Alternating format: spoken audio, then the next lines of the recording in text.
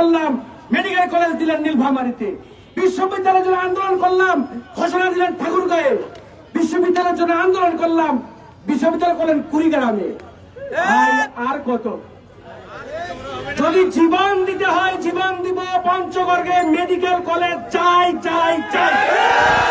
বাংলাদেশে চীনের অর্থায়নে 3টি হাসপাতাল, 1000 বিশিষ্ট করে 3টি হাসপাতাল প্রতিষ্ঠার উদ্যোগ নেওয়া হয়েছে। সংগ্রামী ভাইয়ের আমার, উত্তরবঙ্গের জন্য একটি হাসপাতাল বরাদ্দ দেওয়া আছে। সেই হাসপাতাল বরাদ্দের জন্য নতুন করে কোন জায়গা কোথাও অধিগ্রহণের প্রয়োজন নাই। পঞ্চগড়ে একটি নর্থ পয়েন্ট হসপিটাল এবং মেডিকেল কলেজের জন্য জায়গা আগেই নির্ধারণ করা হয়েছে, পছন্দ করা হয়েছে। সেখানে তৎকালীন সরকারের বাণিজ্য মন্ত্রী টিপু মুন্সি সহ চীনের রাষ্ট্রদূত নিজে উপস্থিত থেকে সেই হাসপাতালের ক্যাম্পাস উদ্বোধন করেছিলেন। হিন্দুস্তানের ষড়যন্ত্রের কারণে সেই হাসপাতালের কার্যক্রম আজকে বন্ধ হয়ে আছে।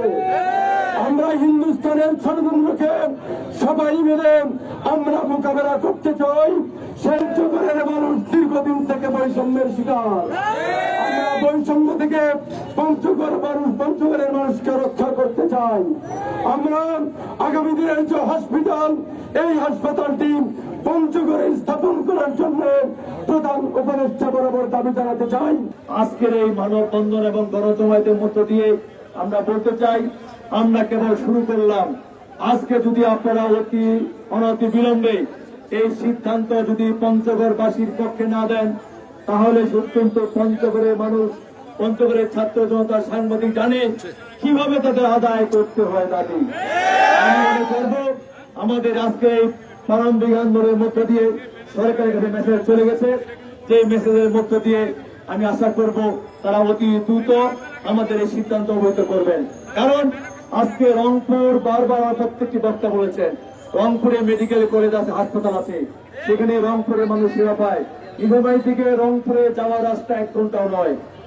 দিনাজপুরে মেডিকেল কলেজ হাসপাতাল আছে, নীলফামারীতেও মেডিকেল কলেজ আছে। সেক্ষেত্রে এই যে সবচেয়ে উত্তরের জেলা, এখান থেকে রংপুর থেকে পঞ্চগড় বা পঞ্চগড় থেকে একটি রোগী নিয়ে যেতে 2.5 থেকে 3 ঘন্টা সময় লাগে। এবং প্রতিমধ্যেই আমরা জানি প্রতিমধ্যে অনেক রোগী সেখানে মৃত্যুবরণ করেন।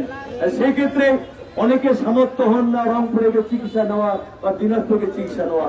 সেই ক্ষেত্রে আমি মনে করি সোজা সাপটা উত্তর একটাই, আমরা কোন চুক্তি